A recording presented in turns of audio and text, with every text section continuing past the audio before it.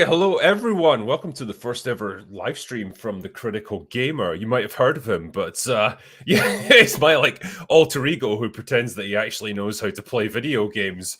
But yeah, I mean, this was a bit of an impromptu idea on my part. Like, I don't normally do specifically gaming related live streams unless they're just like actual playthroughs. But this is more of a discussion thing. But this is kind of a special case for me, I suppose. Final Fantasy VII Rebirth is a game that's it kind of took over my life actually for the final week or so of me playing it. Like, I got it on launch. I kind of got caught up between that and doing the Tomb Raider remaster that I was live streaming, and also trying to do the whole YouTube thing of reviewing movies, which is kind of what you guys expect from me. And so I was doing it here and there, and the more I played it, the more it kind of took over my life. And for the final week or so, I was playing this every spare minute that I had to try and get through to the end, because I really wanted to see how this game was going to play out. I wanted to see where it was going. And now that I have, it feels like a good time to talk about it. So this was kind of my little appeal to 100,000 people for my own personal therapy session to see if I can make sense of this whole thing. And so I brought in a couple of gentlemen who have also played and completed the game, one of which at least has 100%ed it and done literally everything that this game has to offer. So I think we should bring them in, and we can hopefully have a little chat, and we can see if we can untangle the mystery that is Final Fantasy VII Rebirth. So welcome to the stage, Bluecollarloser and Endymion. Hello, gentlemen. 100%. Have you slept in the past month? So how many hours was that? 163 hours, about 120 to beat it the first time. Wow. I did everything you could do basically in the first playthrough, and then a new game plus you got to do the hard mode simulators and stuff that are only available then. That took forever. That was the meat of what took so long. And the mini games it is fucking impressive, man. Like, I put 60 hours maybe into this game. Didn't 100% a single region, and certainly didn't then do it on hard mode or do the simulators or anything, because I didn't have enough time. But I felt like it presented a pretty decent challenge as it was. Like, I'm not one of those people that has to play it on super ultra mega hard mode just to just to get through it again. I think I just have OCD when it comes to video games, and I need to 100% them if I can. So I just did it. I miss those days, man. Yeah. I wish even these days it's hard to do, man. It's hard to do. Well, I remember the original, because I'm old enough to have played the game back in '97, and that was the game that I probably put in a good 70, 80 hours into, because I got all my characters up to level 99. I did as much as I possibly could with it, and I felt like I just maxed out everything that I could do. But when then you again, 99'd them, did you do the elixir glitch at the end of the game? Which one's that? That's the one where you fight those magic pod enemies, and you basically feed them elixirs, and they give you mega elixirs. Oh yeah. Oh right. Experience and stuff. Yeah. And you can honestly, by that way too. By that point, I had so many mega elixirs, it was irrelevant anyway. And I even had final attack materia junction to Phoenix summon. So even if my characters all got killed somehow, they would just all resurrect themselves automatically. So it just never became a problem.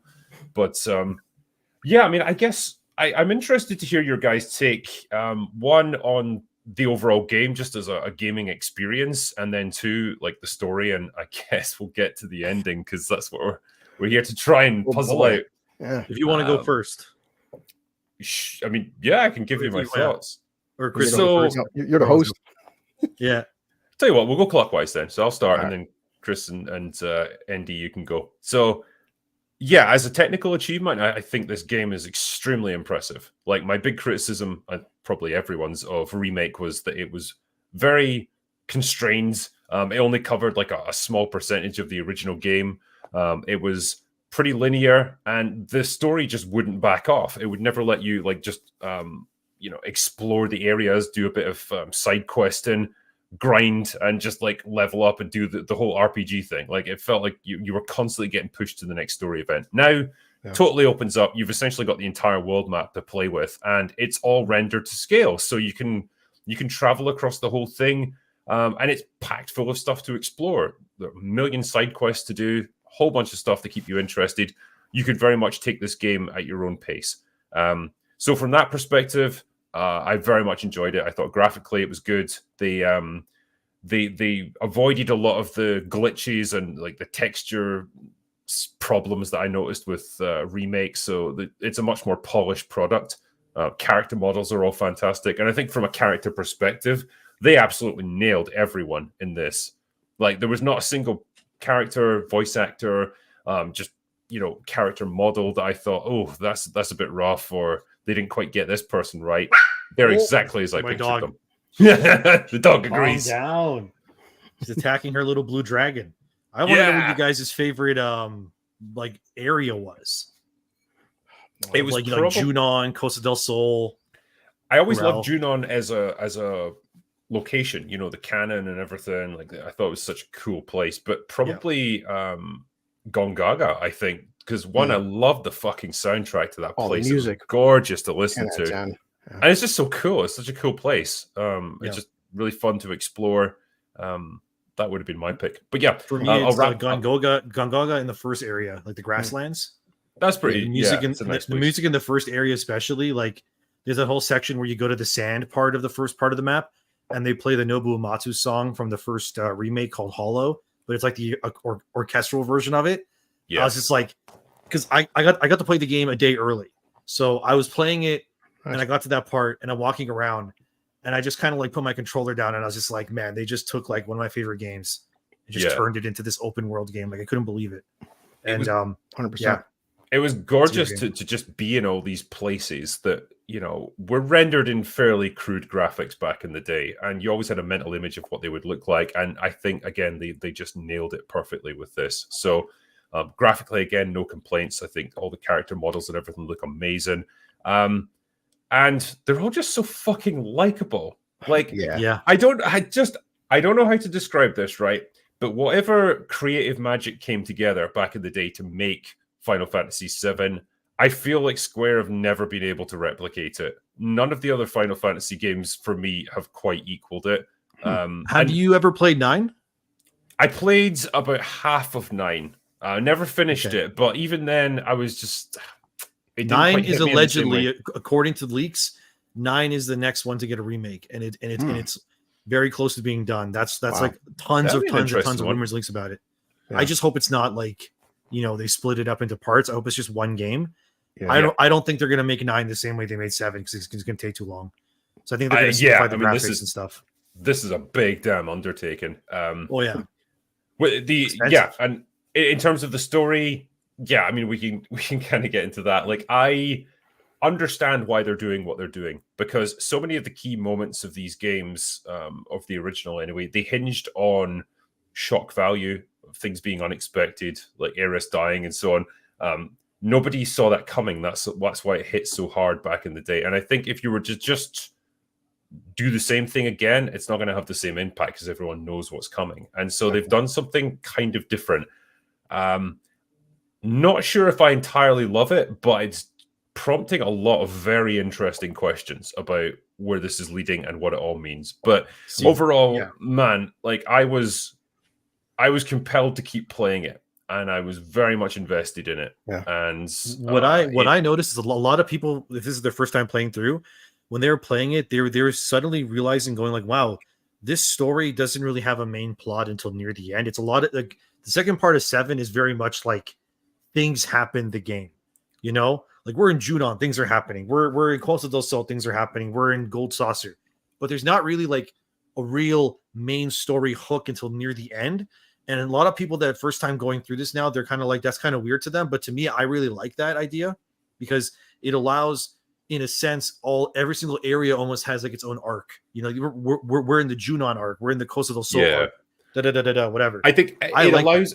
Yeah, because it doesn't make it super urgent in the early stages. Like, there's not this compelling need to get to the next place. And so, you can have your characters kicking back and just relaxing on the beach and stuff for a while. And it doesn't seem incongruous because, their quest isn't super urgent at that stage. I think after Disc 1, as I recall, things get, like, really serious by that point. No, it does. After Disc 1... Technically, Disc 2 and Disc 3 take place over the course of 7 days. Like Sephiroth summons down the meteor and he says, you have 7 days before I obliterate everything. So it adds a sense of urgency, which is why I'm wondering how they're going to do that in the sequel. Because if we have 7 days, and if you really think about it in this game, especially the times where the characters mostly move in terms of their arcs, it's when they're at the inns. So, and you can obviously rest as much as you want to, because again, the second part of the game, it's kind of vague time wise. But again, if they go with the 7-day thing, I don't know, but I don't think the in like you sleeping as a character doesn't really progress time forward by a day. It's literally just a save state. Yeah, like when you sit down on the little chocobo like bench or whatever, it's probably like a minute or two or something, but still, Yeah. But I think they just did a great job of capturing for me the quirkiness, the sense of fun and adventure that you got. The sheer likability of these characters, like they're so fucking cool. And all of them I warmed to. Even Yuffie, who I found kind of annoying in the original, I quite liked her this time around. I think maybe the way they've written her is like they've softened her a little bit, and she's more like a little sister to Cloud. Kate Sith was a bit of a weird one, like with the accent. Yeah, like fucking hell. The one time my people get represented in this game, it's a fucking animatronic cat on a Moogle. I don't know what to say. Can I just say that Kate Sith had probably the worst playable section in the whole game when he's in Shinra Mansion. Yeah. Yeah. You're talking about getting to put the boxes and stuff. It goes on forever, and it gets spun out way too much. That section was definitely a bit of a low point for me. That part on hard mode sucked ass. God. Well, plus he's a traitor too. So if I get some Scottish representation, the guy's a bad guy, and he turns out he's a scumbag. We are not to be trusted. So let that be a lesson to you. But sorry, I've waffled on long enough. Chris, what was your impressions of the game overall? Like everyone knows, when 7 came out, I'll be jaded. You guys, I grew up with Chrono Trigger and Final Fantasy 3 and Xenogears. I did appreciate 7's aesthetics. It was a first-time PlayStation, and I didn't fall in love with it as much as my friends because something about it just didn't. Like Aerith, she dies 4 hours into the game, maybe, and like Drinker said, it's a shock value of a main character dying in Final Fantasy, but I wasn't attached to her as much as other people. So when he announced 7 Remake, I'm like, 7 Remake, it's going to be just another. Okay, people, there's a remaster and remake. Remaster, Drinkers played Tomb Raider. It's just a graphical update of the original game. I wasn't excited for 7 Remake. The game comes out, and I'm like, wait a second, this is a remake. So now we're doing different timelines, different scenarios, different what ifs. And I find it more fun when I'm playing remake. I don't know what's going to happen next. And so many people are like, well, I just want a remaster of 7. I'm like, but you've already played that game. And no doubt, I mean, a graphical update would be nice, but not knowing what's going to happen next makes me excited to play it more because, on top of Aerith, we spend 45, 50 hours with her in part 1. This game, 60, 70 hours with her. Voice actress. I'm a lot more attached to Aerith now instead of a 4-hour time frame. I spent 2 months with this woman versus a couple hours. Yeah. And like you said, Drinker, some of the cinematics, I was streaming it. I paused, I turned my microphone off. I haven't seen some like live action movies look as good as some of these cinematics. They're breathtaking. We're almost at the precipice where you're going to see video games and just think you're watching an actual like live action movie. Especially when you look at it comes close, like the ending cinematic for this. I was like, did they somehow like take real footage of a real location for this and then just like port the characters onto it? I don't know, but it just looks so good. It's uncanny. And for having played the original back in the day, the characters were not detailed in their appearance. They couldn't be. They can do things now with their representation that they couldn't have dreamed of back in '97, and they are, like I've said before, they're gorgeous to look at. They're so well performed. The motion capture is spot on. The voice actors are great, and it makes them so much more accessible as characters than they ever could have been before.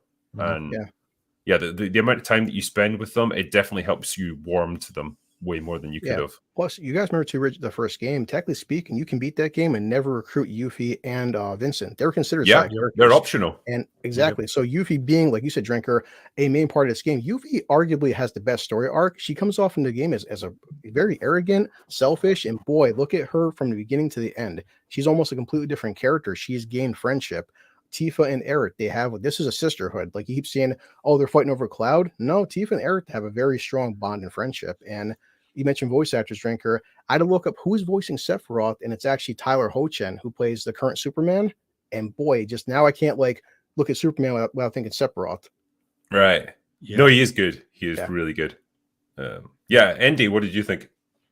Well, Final Fantasy VII original game was probably one of the first RPGs I ever played in my life. I think the first one was played Pokemon or something. So when I played 7, and I remember leaving Midgar for the first time as a kid, I didn't know anything. So when I left Midgar as a kid the first time, and I realized that Midgar was just this little plot of land on this big map, it blew my mind. So going into this, when you finally leave Junon and you start walking around, I could, in my brain, I was like pathwaying myself as if I'm playing the old games. Like, I know exactly where I am on the map. Chocobo Ranch is going to be here. Midgar Summer Snake's going to be here. Mithril Mine, whatever.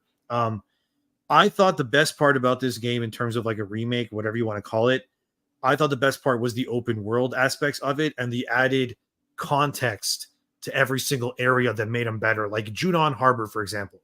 I love that part of the game. This version is way better than the original version. Not just in terms of how it looks. Like the mini games are better. The battle with the big fish monster at the bottom of the thing, everything. Like, and then the fact that you can go around and find all these summons, and the summons, even though he's kind of annoying, Chadley, like the way they kind of give a lot of world building to the world through how each summon kind of protects a certain part of the world and everything. That was really cool. I personally, for me, like it's still my game of the year, Rebirth. I loved it. I could not put it down for at least a month until I 100%ed it. Part of me kind of wants to keep playing it, but I'm like, you got to move on to other games and play other games now. But I honestly felt like it was excellent. The only problems I really have with it is the ending, the whole multiverse nonsense. I'm not crazy about that at all. And I really didn't like the combat simulator stuff that you had to do, just because like a lot of the end game stuff you have to do is just complete bullshit for anyone who's actually done it. It's nuts. But I really liked it. I really liked the little mini sphere grids, the folios. If you guys remember those? Yeah, it's basically your ability tree. Yeah. I love that because it felt like really substantial upgrades every time, like a new attack, a new dual attack, everything, like the weapons, the materia, the equipment. I really like the transmuter item thing they had. There's so many little things about that game that, in my opinion, just makes it better than the original. There's way more music. You think about it, in the original Final Fantasy VII, there's only one battle theme. This one has like dozens of battle themes, right? Every new area has like 3 or 4 battle themes. I love that so much. Even though that's one of my problems, right? Yeah. Music gets annoying after a while when you hear it too many times. So for it to keep changing like that, I really loved it. But for me, like playing it, I thought it was amazing. I just don't like the multiverse nonsense. Did you guys play? We'll definitely get to that bit. Did you play the piano music, like Tifa and Aerith? Like the piano was so good. I don't know. Yeah, like all the mini games are really great for the most part. I was so shit at that. I know Drinker said this in other streams. What about the Queen's Blood card game, boy? Okay, so I want to talk about this, right? Because I like avoided that like the plague when I was live streaming it, and it was just because like it probably takes a while to learn, and it's not exactly super visually interesting for anyone who's watching me like play it. So I just didn't do it. But then there's obviously a section where you have to do it, like you have to do a tournament. And it got me into it, and it is actually quite enjoyable. There's a little bit of like randomness to it where you're like, oh, okay, it kind of depends on how your opponent makes his first move or two, and that's going to decide the game. But overall, it's a pretty fun little mini game. So it's a good way loved it. I loved Queen's Blood. I did like everything in it and all the different combinations you can have. Like there's like one of the most broken builds is to do a destruction build. Yeah. You basically kill your own cards to power up your other cards that get powered up from cards getting destroyed. So you play like a few cards, and then you play a bunch of trash cards that get destroyed, and then you just go, all these points go up, and then you just decimate your enemy. It's so much fun. And they actually had lore behind it too, because like the Queen's Blood thing, if I remember correctly, like that's tied to the ancients, like Aerith's people and stuff. And I thought it was great. The only mini game I hated was the fucking 3D battler. Oh yeah, that was, Which one? The fighting one, or it's in the Gold Saucer where you play as Cloud and then you fight another guy and then you have to like kind of move. You have to kind of like react to your punches to dodge it. It's really unintuitive and really clunky. Yeah, I'm glad I'm not the only one who really struggled with that. I find it really all the time. I could not get into the rhythm of that. There's a trophy to beat the final person in that, which is Sephiroth. And if he hits you, I think it's like 3 times, he wins the whole thing. and he has a bunch of different variations. So you're sitting there like learning him for like an hour. And Oh. I did it, but like it drove me nuts, drove me up the wall, like trying to learn it. But like once I did it, I was like, I'm done. I'm never doing this again. Like I got it. Yeah, totally. I'd feel like that. Yeah. I like this one as well. Comment here saying, I think Barrett stole the show with his backstory. Loved it. The way he lost his arm was fantastic. Just showing that. Oh man. Yeah.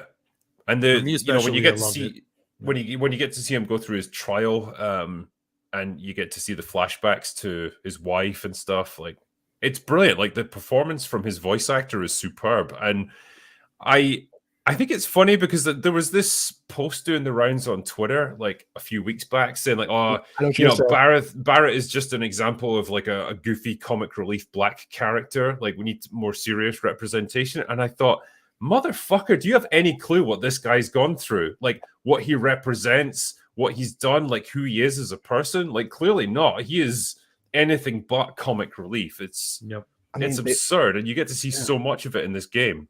Yeah, I mean, they all have tragic backstories. All of them. They do, yeah. Well, that's because that's the right way to write a character, right? You write them kind of underdog, but they have to have problems. Otherwise, what's the point? Yeah. I love Barry. Like, out of all the characters in this game, personally, like Rebirth especially, I resonated the most with Barrett. Just in terms of his story and against my real life experiences that I've had recently, Barrett's the one that like mirrored me the most. So... Well, he's a good man who tried to do the right thing and just kind of got punished for it, but it wasn't his fault. And so I think it's it factors in nicely to his worldview now, and why he's so set on like striking back against Shinra and stuff. Like I totally get where he's coming from. I'm laughing because the dog finally moved. Oh yeah, he did. So often the critical doggos do things. Like there's two of them there. Smokey. Hey, look, he's still alive. I have to check occasionally. And Barrett's my favorite because for me, like in my real life, like my dad, passed away from alcoholism, whatever. So for me, when I looked at Dine was like my dad, and I was Barrett in that scene. Like realizing like the guy you loved and looked up to, like he's gone. You can't do anything to help him anymore. So that scene for me especially was like, I loved it. I'll even admit this. When I played 7 Rebirth. The scene with Barrett and Dine, that whole section of the game, that's the only section in the game that actually made me tear up a little bit. The rest of it didn't. But that part for me, because of that connection, I was like, I love this. Barrett's amazing. I had my camera off when Aerith said goodbye to her mother. That got me. I won't lie. Because like she's like this big, mommy, her mother's dying. Nobody cares her mother's dying in the middle of the street. Like, damn. I'm glad nobody was watching me when I first played the Barrett scene because I was just like, fuck. This was kind of similar for me. Like I intentionally didn't live stream the later stages because that's when the story just ramps up and it really doesn't let up then.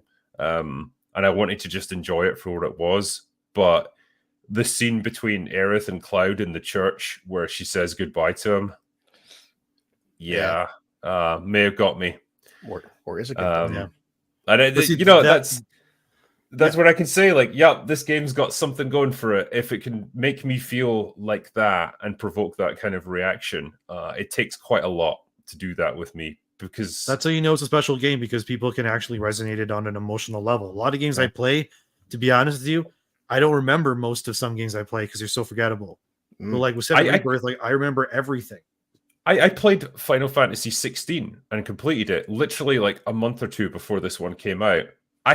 Looking back on it now, I can't tell you a single fucking thing about that game. I've forgotten all of it. It didn't make any impression on me whatsoever. I enjoyed the combat and stuff. It was a nice little challenge, but I did not care one bit about the story.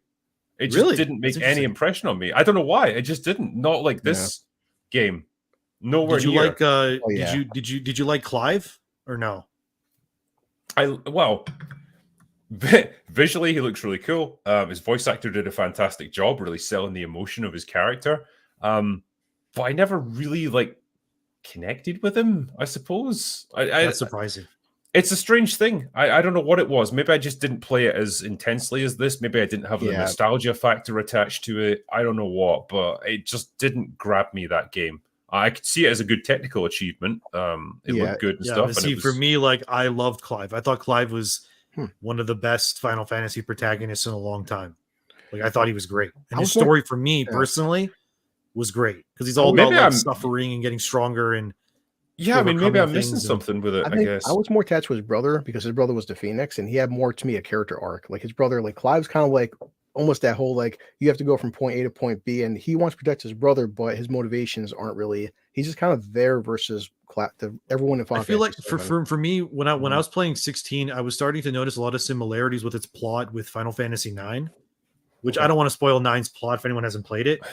But yeah. See, I love Clive. You forgot who Clive was. Yeah, like if you play Final Fantasy 9 and Final Fantasy 16, their plots in terms of like what the bad guys are and everything and like what they're trying to do, it's very, very similar, which I liked personally because I thought 9's story was great. So if Drinker has time at some point, I would say play through 9 if you can, because I think it has one of the best Final Fantasy characters in VV. Little Black. I honestly, I remember, because I'm a bit vague on it now. I obviously loved the hell out of 7. Hated 8. I thought that was a garbage game. It was such a shitty follow-up. 9, it was a weird sort of return to the medieval fantasy aesthetic, and I kind of got into it, but then I think other games came out that around about the same time. I think it was probably Resident Evil 3 that took me away from it, and then I just never went back to it, which is a shame. But like Chris, you mentioned the like relationship between Aerith and Tifa, and I thought that was just such a nicely developed friendship. Because I know if this had been in the hands of a Western developer, they would have 100% been gay for each other within minutes. I can ask you, and it's like, sorry, but it was great. It was just a nice, innocent, like friendship that they developed, despite the fact that they were technically like rivals for Cloud's affections, but they just always came off as such like pleasant characters, I suppose.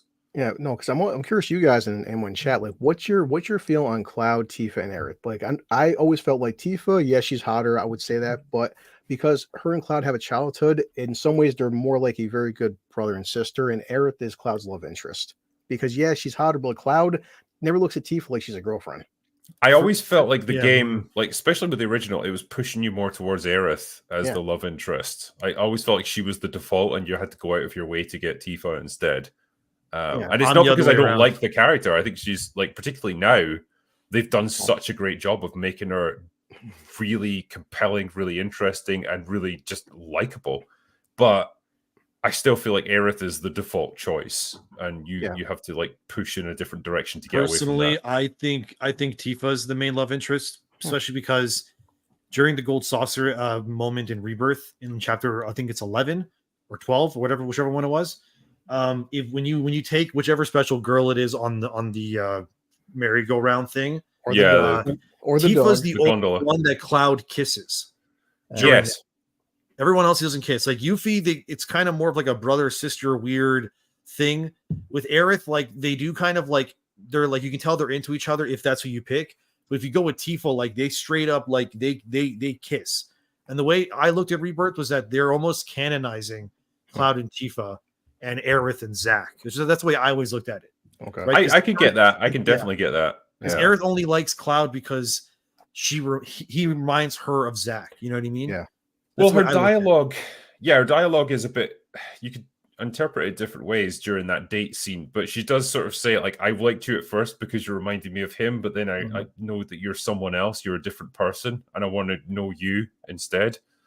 So it's like her saying, like, I am actually attracted to you, and I want to know who you are. And then, later in the church scene, she specifically talks about knowing where they stand with each other and how much she cares about him. So it really seems like it's more than ambiguous. Like they're trying to specifically say that she really likes Cloud. She wants to, she loves him basically.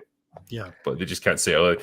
I think they're very careful with their choice of dialogue for all of these scenes so that you could interpret it different ways.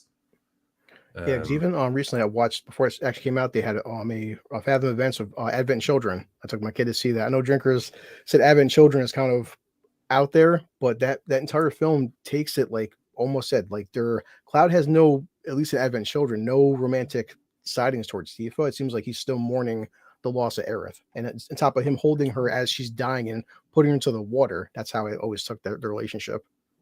Yeah. See, yeah. I found. Can we talk a bit about the ending now? Yeah, let's go into it. Okay, Wait, just before we do, right? There was one super chat I wanted to read out because someone sent us a $50 one. From Logan Johnson says, "Afternoon, guys. I'm fairly new to actually playing Final Fantasy VII, but I'm somewhat familiar with the original, but started with the remake, and I absolutely love the story and characters so far. What are you guys looking forward to most in the third game?" Ooh, answers. I got a lot. So one is the weapons, the weapon battles. That I'm really looking forward to because you fight Emerald, Ruby, Diamond, and Omega weapon. People don't know what the weapons are. They're basically monsters that are created. They're like kaiju. They're created by the Earth to protect it. That's essentially what they are. So I'm really looking forward to the moment in Disc 2 when they fight Diamond Weapon, when they go back, kind of when they're sort of outside of Midgar.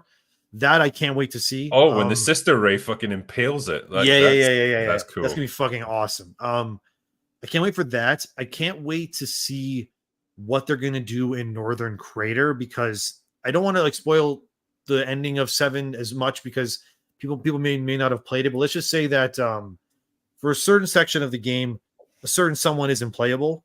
So I want to see what they're going to do there, who they're going to kind of make the main character. I would assume probably Tifa, which I'm totally fine with because I love Tifa. And I really just can't wait because when you really look at Disc 2 and Disc 3 of Final Fantasy VII, they are storyline wise, they're very rapid fire pace to get to the end, right? I agree. Yeah. So, but Disc 1 is the, if you will, the meat, the majority of the story in the game is Disc 1. And we've technically played Disc 1 now. That's what the first two parts were. So I'm interested to see how they're going to expand the end game areas the same way they have like Junon and whatever. So especially like the underwater parts, because you get a submarine too, technically, right? That's a whole other section of the game. So like that's going to be a whole other like what are they going to do with that? And then there's a lot of like end game stuff that I really want to see them expand on. That's what I'm most excited about.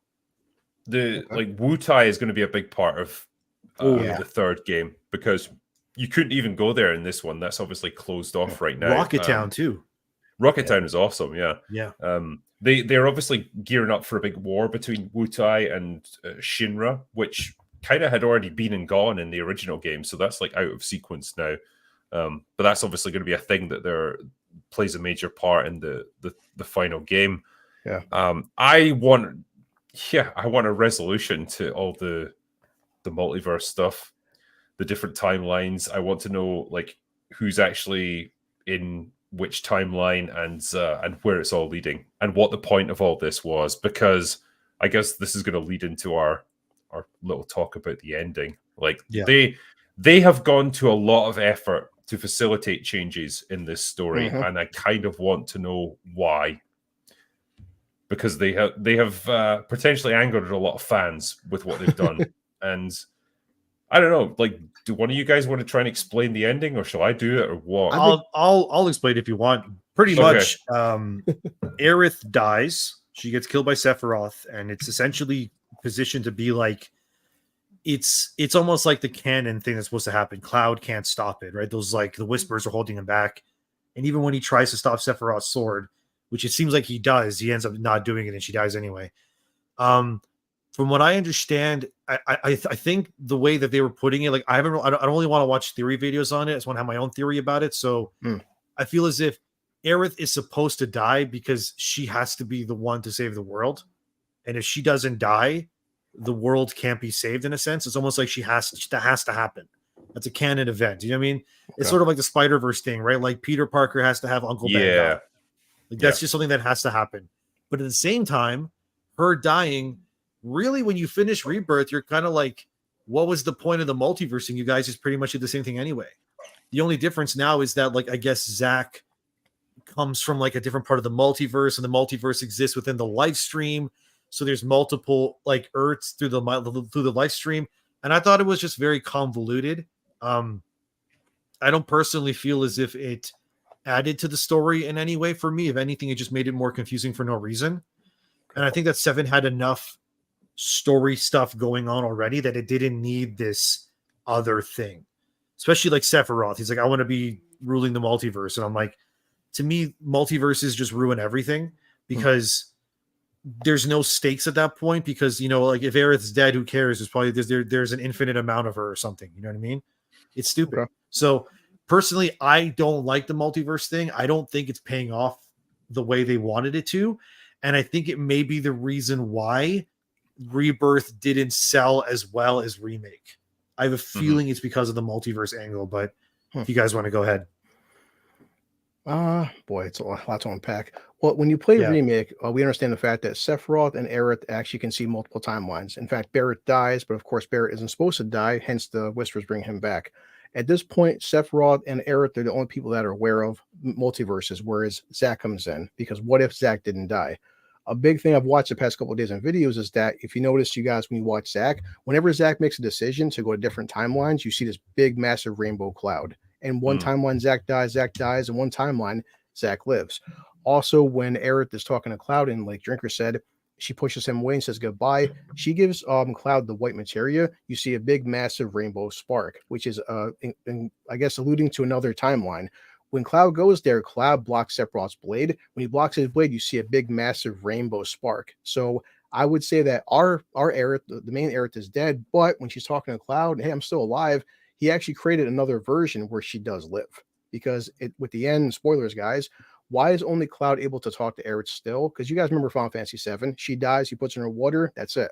In this one, he has a full conversation with her, even to the point where Red 13, he can sense her behind him because he's sensing her version in a different multiverse, in a different timeline. Yeah, I have a theory. But it's a theory, though. So. I have a theory to put to you, gentlemen, that might explain this. I think you are correct in the sense that when Cloud, quote unquote, rescued Aerith or saved her from Sephiroth, it did what you suggested. It created a branching timeline that then skewed off from this other reality that we know, where Aerith is actually alive. Now, we know that different timelines exist now because it's been confirmed. Like Zack has been in one this whole time. And I think when these branching timelines are created, each of the characters exists physically in that universe, that timeline. But these specific characters that are capable of changing things, Cloud and Aerith and possibly Zack, they have a physical presence in each of those timelines, but they only have one consciousness that can go into each one at a time. Yeah. Hence the reason, right? Cloud and Aerith were comatose in that alternate timeline that Zack was in for the majority of the game, and they only wake up at a certain point when the Cloud and Aerith in our timeline get dumped off that temple of the ancients, right? They then inhabit those bodies. Aerith gives Cloud the white materia and then pushes him back into the main timeline. Mm-hmm. It also explains why when Cloud rescues Aerith from Sephiroth, he prevents her from getting killed. She then passes out, and he has to then wake her up after that big battle scene, right? Because she was no longer inhabiting that body. She was like in the in the battle with him. Wherever you want to interpret that as being, whether it was in the live stream, whether it was in a different plane of consciousness or whatever, he then had to wake her up so that she would return to her body in the new timeline. And it also explains why nobody apart from Cloud can see her at the end of the game, because she doesn't have a physical body that she can inhabit in this timeline that we're seeing, because she's dead. So only Cloud could see her. He seems to somehow have the ability to look at both realities at the same time. Yeah, that's why he can see her and no one else can. That's what I think they're going for here. So she does exist in that timeline that he created. But you notice something about that? The only thing that connects Cloud, Zack, Aerith, and Sephiroth, in terms of them all being, you can sense a multiverse, blah, blah, blah, whatever. They're all connected in some way to Jenova, which is another otherworldly being, right? Because I always wondered about Jenova, because they never fully explain who Jenova is, right? She's from the heavens. She's from a different planet. She's basically John Carpenter's The Thing, but like a woman form, whatever. She's something like that, right? It was like, okay, fine.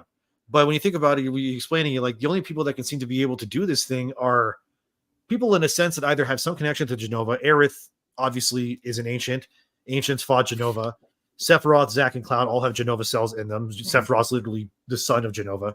So I have a feeling that it's something to do with the fact, because I remember in the original game, they always said that, like Sephiroth can't die because as long as Jenova cells exist, he can come back, right? Which is what happens at having children. Yeah, that's why he could take over all the clones. So in that sense, it's like, in a sense, Jenova cells infect, if you will, the life stream.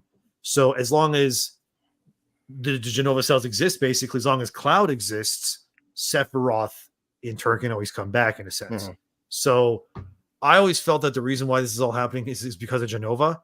I would love for them to explain more, because they have expanded in this game in a way that I like too. Because think about it, in the original game, the black materia is just kind of explained as this, like, it's kind of like made by the ancients, doesn't really have like a concrete explanation. And then in this game, they're like, oh, by the way, the Gi or the G, however you pronounce it, those like tribal looking guys. Remember Cosmic Canyon? That's not in the original game. No, totally. Right? That whole thing is like new explanation. I mean, it kind of makes more sense. Those guys are aliens. They confirmed that those guys are aliens. So another thing that confuses me is that how did they get to Earth? Like, they don't have a ship. How did they get there? So now we're kind of expanding on the point where there's like other extraterrestrial life forms that are in the Seven World besides Jenova, right? And that explains to me that like this, it's all tied to Jenova essentially. Like, that's what they're kind of going for, right? No, I can get behind that. I don't think what we saw at the end of this game was Jenova passing itself off as Aerith, and I say because she, and I don't think it's a figment of Cloud's imagination either, because she literally persists after the fucking aircraft has taken off and flown off into the sky. She's still there and says goodbye to Cloud. So I think she's actually not real, but like she exists in some reality. And I think the reason for that as well is Cloud asks her at one point, like, are you going to be able to get back okay? And she says, yeah, it's like a second home to me. And what she's meaning by that is like, I can get back to the timeline that you created where my actual real body exists. Because I still live in that one. What she's appearing as here is like either a live stream ghost or something that only Cloud can see. That's why you like that idea, though. The idea that like the live stream is the multiverse, because that just creates a lot of convoluted ideas in my head. Because then it's like, because then like every planet has their own multiverse. Then every planet has a live stream. The thing I don't understand is how it began, because like chronologically, Zack would be the starting point for all of this. Him not dying when he was supposed to is the earliest reference to this branching out from the current timeline and the whispers appearing to save his life. That's what seemed to start it all, and then it leads to Cloud being aware of them as well, and then the events of Remake. So like what prompted that? Why did Zack survive? Like who controlled that? What I can think of is that they just wanted to make a convoluted way in order to appease the Zack and Aerith shippers or something. Like we need a way to get these two together so that those fans are happy. Well, I think that's what they're going to do, because he's obviously still active at the end of this game. He's in a church. I assume he's probably in the same timeline as the one where Aerith is alive now, and the two of them are probably going to meet up at some point. That would be the most logical way for them to then progress. But then the problem is that's like it's got a time limit on it. It's got. I like your idea though of like how when they're asleep, they can go between the things, right? Because a lot of people think that's what dreams are in a sense too. Like when you go to sleep, you wake up in yourself in another reality or something. So I like that idea of being something, but yeah, well, it explains why Aerith wasn't particularly concerned about the fact she was about to die in the church when Sephiroth comes in, because from her point of view, like, well, that's just another expendable version of me.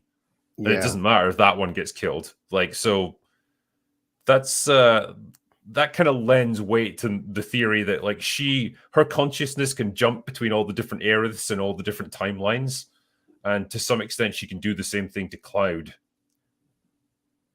Like some people have said that Sephiroth, this is what happened with Remake. Sephiroth, him and Aerith know the future. He knows he kills her, but also he knows that he loses. And so what he does is, by him branching off and making a Zack timeline, now instead of Sephiroth just destroying our universe, he wants to destroy the entire multiverse, because how would it make it where he's guaranteed to win and not lose against Cloud and Co. for the ending? He wants to absorb the energy from every single multiverse.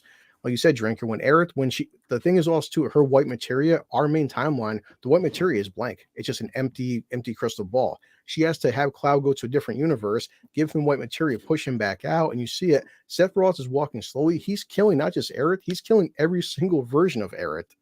And by doing that, he's getting stronger.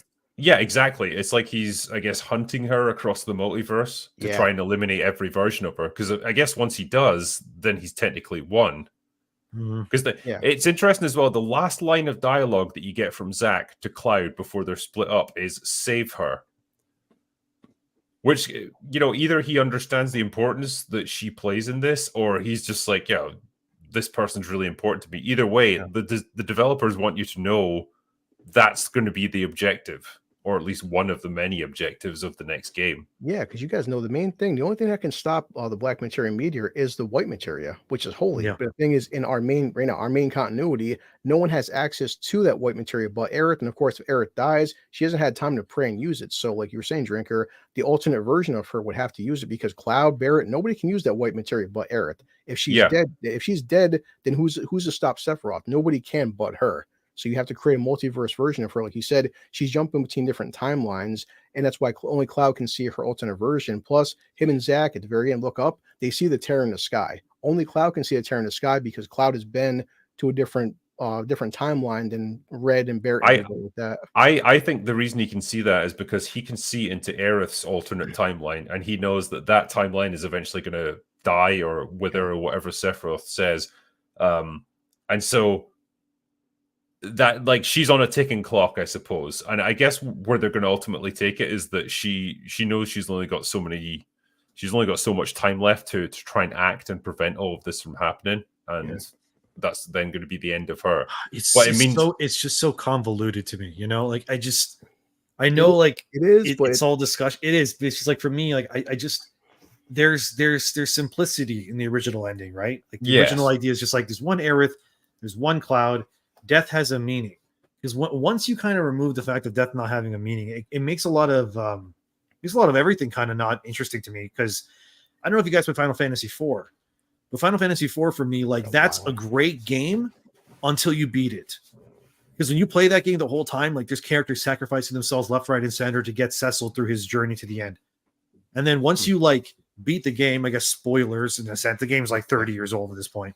When you actually beat Final Fantasy IV, it turns out that every single character that died to save you, they're fine. Inexplicably. You have no idea how they survived. Like, one guy is the Cid in that game is like a dwarf guy. He literally jumps off an airship and blows himself in midair to stop a bunch of airships from defeating you. But he's totally fine at the end. And you're like, how the fuck did you live? You know what I mean? I don't think they're going to go with that.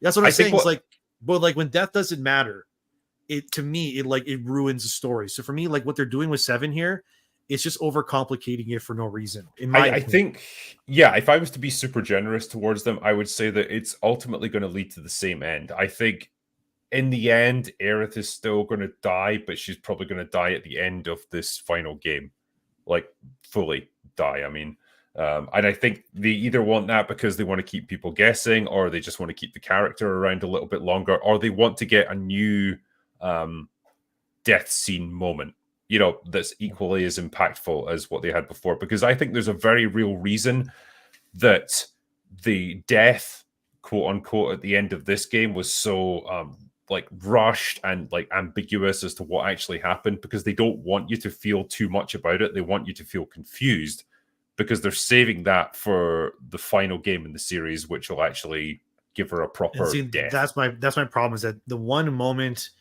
in these remakes, or whatever you want to call them, that they had to nail was Aerith's death. That's the most important moment in the whole game. And in my opinion, when you beat Rebirth, in my opinion, they fumble that moment. Because it's confusing. You don't know what the hell's going on. And she's dead, but then she shows up like 10 minutes later to help you fight Sephiroth. So like, she hasn't been gone for that long. But then she's gone again. They don't even put her in the water at the end. No, just kind of sitting around the pond. Like, it's just very. I personally like that whole section is my least favorite part of the game. Well, I was like, you fumbled this. With Sephiroth, he does tell Aerith though, he's like, okay, you're cheating.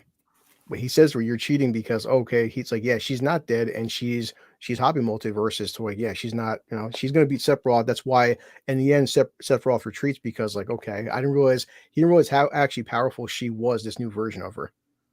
Well, yeah, when Cloud is fighting him initially, on like in the final battle of that very lengthy boss battle sequence, yes, it is. She shows up and Sephiroth straight up says, "I underestimated you." He's actually surprised that she's there, which implies like he didn't really understand her ability to hop between dimensions and come back from this sort of thing. What do you think is his end goal then? Just to own the multiverse? Yes. For what reason? Just a rule, I guess. Because that way, I think so. If he's that powerful, you can't defeat him. Because like I said, that was remake. He accepts the fact that he knows that he doesn't win. Also, Aerith knows the fact that she dies. Well, what's a way I can guarantee I can win? I'm going to create a multiverse and just absorb endless amounts of energy and just become a god across the multiverse. He wants to rule everything because he knows he can't win. That's the take I've got. I think as well, like there's a limited number of these alternate timelines. Like I don't think it's like what they imply in like the Marvel universe, where like it's infinite universes out there. There seems to be only a very small number of characters who can make these kinds of changes, and even then, the number of times they do it is quite limited. And so, like I think there's. I'm sure I saw a summary of all this where it said there was 6 different timelines that actually exist in the course of this game, like 6 variations based on what Zack chooses to do. Yeah, the endings are dictated by the little dog icon. Like the stamp. Yeah. Yep. Yeah. It's funny because they refer to it as like the pug universe or the terrier universe. The main universe is the beagle universe. That's the for me, like technically speaking, the multiverse has always existed in Final Fantasy because in a game like Dissidia, which I know is fan service, but the way they explained it, I felt that was the best way for the multiverse to exist, was that every single Final Fantasy game is its own dimension, universe, whatever have you. And they're all connected through the crystals. That I was okay with, because it meant that everyone was in their own thing. Like there's one Sephiroth, there's one Cloud, there's one Titus or Titus, however the hell you want to pronounce it in Final Fantasy X's world and whatever. That to me was much better than them saying that there's like a bazillion Sephiroths or what have you, right? Yeah, well, there's this here. Yeah, that's true. If Sephiroth creates a multiverse, he's creating infinite possibilities for him to win, but also to be defeated. This is the thing. Like, I think the idea behind part 3 in this trilogy is, as he puts it, the reunion, bringing together all of these different realities into one, where he dominates all. Yeah, it's too bad they can't call it Reunion because they already called the Crisis Core remaster. Yeah, well, I'm sure one of the developers even said he was pissed off about that. Like, well, remember too, like the Zack one where he lives. Zack looks up. There's this thing coming down. That universe is getting wiped out. So also we're led to believe that Sephiroth is also wiping out different multiverses. He's trying to converge them into one. And in this one, he's the most powerful omni being, whatever you want to call him. Yeah. So that's the thing. If this all ends up being like at the end of the day, all of this story, whatever, if the end result ends up being that Sephiroth takes all of the universes, every multiverse, whatever have you, of Final Fantasy VII, and he combines them all until there's only one singular universe where there's only one Sephiroth, one Cloud, but Zack is in there too because Zack's from this other universe, and Aerith is there because she's from another universe, whatever. Yeah. If that's the end result, is that he's converging all of them for reunion, if you will, I'm for that. That's okay, because at that point, it's almost like a roundabout way where we're getting all confused, but we're ending up untangling the thread, and now it's just a straight line. Yeah, and I'm okay with that. Because that's what I'm guessing. Because well, you guys know this. The 2 things he says, the 2 main lines was, number 1, I underestimated you. Number 2, he's like, oh, so this is where you've been hiding. Because he didn't understand. Aerith has been hopping from different dimensions. So in some ways, she's just as powerful as him. He's underestimating how powerful she is, and it's like, yeah, she's the main issue. Even in the original game, technically speaking, Cloud and these guys don't beat Sephiroth. It's Aerith summoning Holy that beats Sephiroth. Well, they had to defeat him physically at least. Yeah. And then she. But that's the thing. It's like the only way that they can technically beat Sephiroth is if he converges the timelines. Because if you like that, probably like that person just said in that super chat, is that if there's an infinite amount of Sephiroths, who cares if we beat this one? Because there'll be a bazillion other Sephiroths, right? So, but if he converges all of them, and then he essentially, let's say, destroys the other Sephiroths, or they all reunion or converge with him. Then if you defeat the Prime Sephiroth, I guess we'll call him, the safer Sephiroth, as he was called in the original game, the final boss, then I'm okay with that. I think that's fine. But if it ends up being that they just kind of beat him and then the multiverse is left untangled and there's infinite amounts, then it never really ends in that sense, right? Then the battle just keeps going. I agree. I feel like at that point, what was the point? But I think the one consciousness rule applies to Sephiroth as well, in that he can jump between all these different timelines, but there's only one of him. Just like with Aerith and just like with Cloud, there's only one that actually exists. He can jump between all these different realities, but there's not like infinite numbers of Sephiroth. There's just one that he can be in each place as he chooses to be.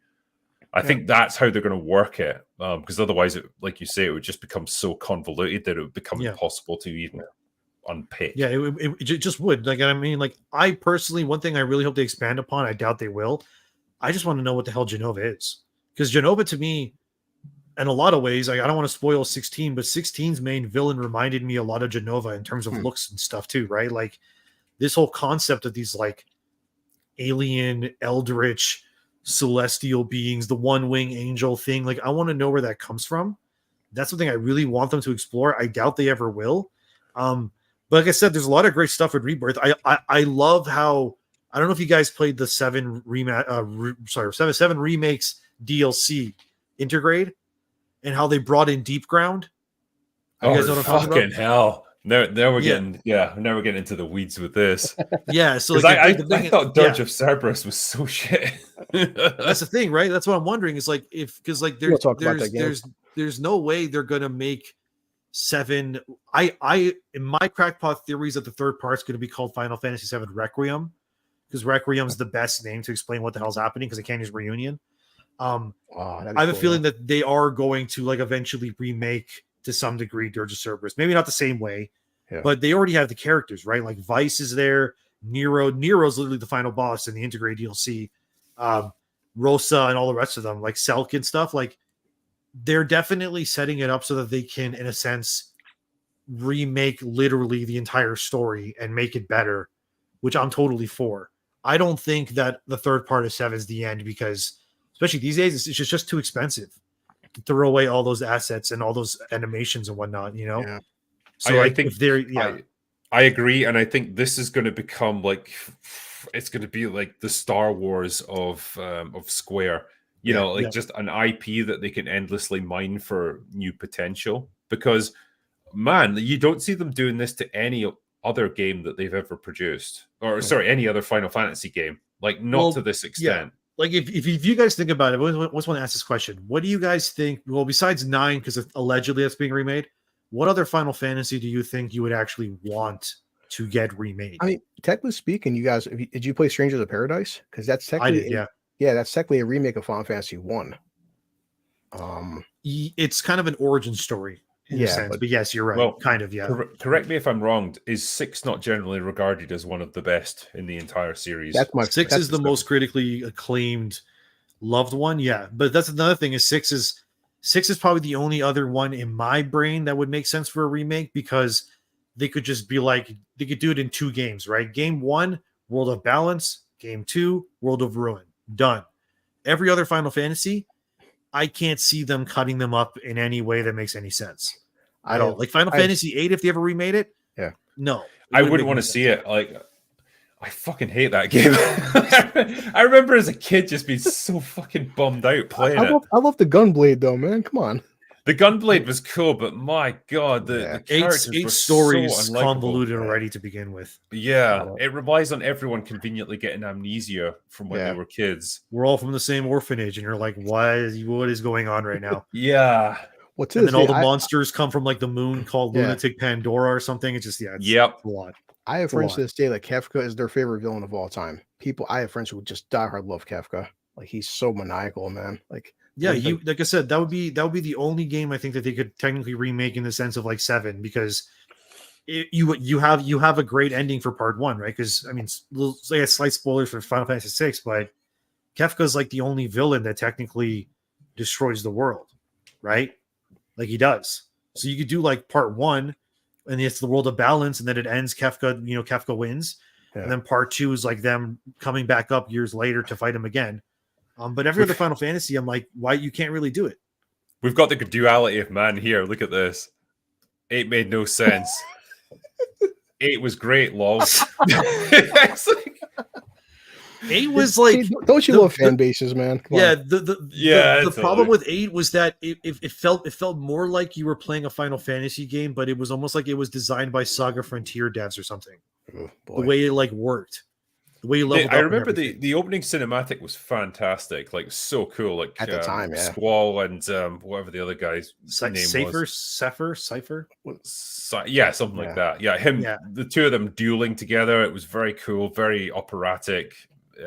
Very edgy for the late 90s, but the game just never made good on that promise.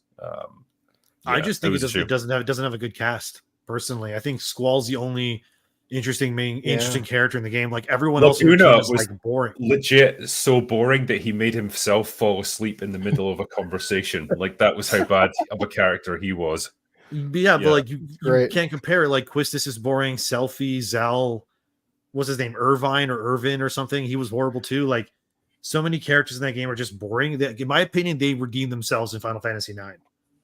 Final Fantasy IX has a great cast, like amazing, like top 5 easily for Final Fantasy. But and Final Fantasy X. I was gonna say like because again, Final Fantasy X.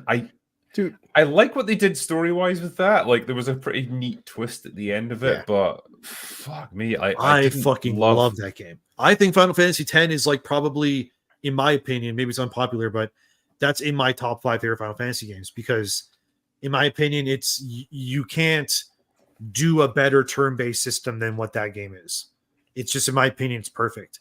It has the best level up system in any Final Fantasy game for me. I love this sphere grid, and I mean, like they've been trying to make new versions of that. They tried to do it in Final Fantasy 13. It's called the Crystarium, but it was not as good. Final Fantasy X has the best end game too, with like the monster arena and all that, and the way you can customize your weapons and stuff. It was the first time we ever got voice acting. Yes, in the series. That's why for good and bad reasons. Yes. What was the main character called again? Titus. I was Titus. Yeah. Titus. Yeah. I just remember him being like a very like bratty sort of annoying teenager sort of. Yeah, he was a beach bro. Like he was always like everything was on a beach. You know. Which I love that because we just came off Cloud and Squall, so people were kind of sick of the whole soldier boy kind of thing. They wanted something different, sort of hero. But like to me, he's more like Zidane. Well, the whole plot twist is like Sin is just this man. That's such a deep storyline. Where like this young girl has to die to reset the cycle every couple hundred years. And you keep every 10 years. Yeah, I will say like the only thing I'll defend about 8 is that Quistis was quite hot, like low key hot with the glasses and stuff. God. Like, I don't know why. She was a predator too. She had a crush on Squall, and he was her student. Yeah, it's so funny as well because she's meant to be this like veteran teacher, and she's like fucking 22 years old or something. Ridiculous. You can definitely tell it's a JRPG. Like everyone's Final Fantasy VIII though has really good music, but good music. Yeah. Beyond that, and has a good triple. What's it called? Triple Triad. Yeah, that was a good card game in there. But like the menu was really ugly. I didn't like that. The Guardian Force concept was fine. With a whip. Yeah, she had a whip. With a whip. Yeah, you know, yeah. You're telling me all the right things, Quistis. Yeah, and even like the weapon upgrade system was like really rudimentary and like not very interesting. And but the game had really great music. I remember this, right? I remember this because I got fucked over by this system. It relied on you collecting bits of junk throughout the game that you could then use to upgrade it. And if you happen to miss one early on, it fucking destroyed you because you couldn't then progress beyond that stage in upgrading your weapon. And some of it relied on you stealing items from a boss in the middle of a boss battle when you're fighting to not die. And I just happened to miss it. And so like my experience with that game was probably a lot harder than it needed to be because I had the most basic lots of time limits in that game and lots of missables.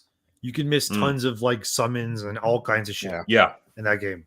Yeah, but the story was just, in my opinion, very nonsensical. The main villain was whatever for me. I beat it back in the day. Like I beat it on PS1. I haven't replayed it yet, like the remaster on PlayStation and stuff. I haven't gone back yet, but I wouldn't feel compelled it's an okay game. It's not the best in my opinion. But you Final know, Fantasy IX is amazing. We had a question earlier, like what scenes are you looking forward to seeing remade in part 3 of this?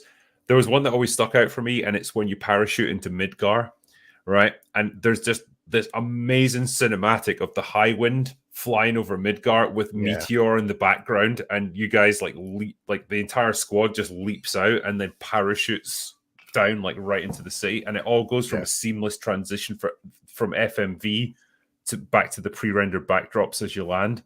It was so fucking cool. Like I always that's stuck in my head. It's just a great bit of scene composition, just really reminding you of the stakes that like everything that was going on at that moment.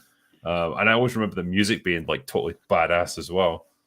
It's smart too, right? Because they already have Midgard fully rendered in remake, so they pretty much just got to take that, shove it into Rebirth, and shove Rebirth into whatever the hell the third part's called.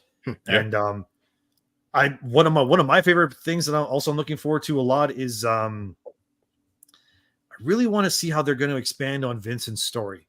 Because Vincent has a really interesting story, especially when everyone loves Vincent because he's cool as fuck. When I first fought him, he beat the shit out of me in this game. I was like, man, Vincent whooped my ass. He's tough. He's a tough boss. When he transformed, I was like, oh yeah, I can't wait to use that in the third game. That looks so cool. It looks awesome. Like, I want to unleash that on Sephiroth. You know? Yeah.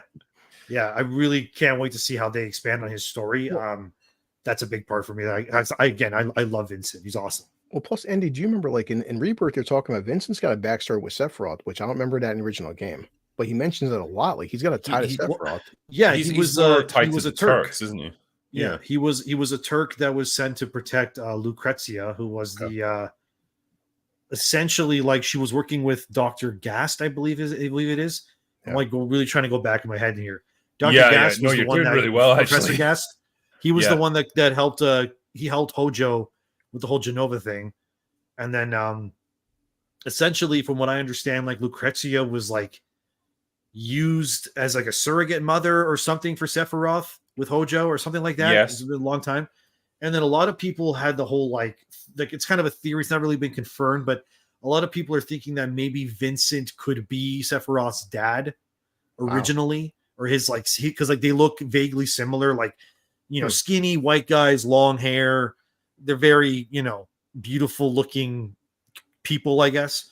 So I always saw that and went like, you know what, I could see that. That'd be really cool too, to be like Sephiroth's dad's on your team, but it's not hinted at. It also kind of ties as well, because I remember in Rebirth they have that one character, Glenn, and a lot of people consider Glenn to be Cloud's dad.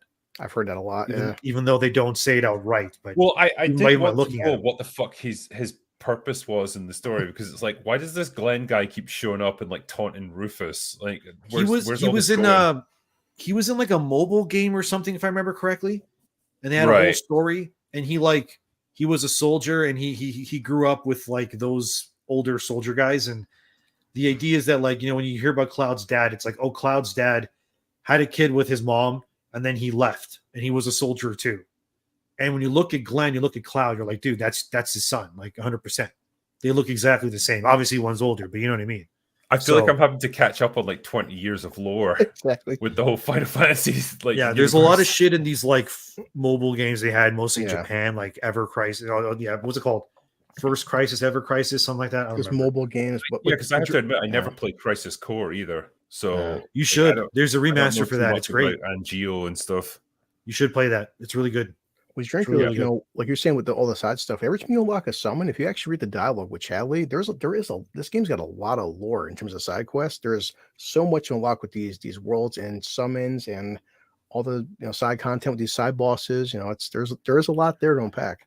Well, it gives you a lot of information about the Republic of Junon before like Shinra took over everything, like stuff that was never in the original game, and it's like, fleshes out the history of the world a little bit better, so I can understand like how all this came about. So I appreciate that stuff. I do like Sid as well, because like he's very different from what he was in the original game. Yes.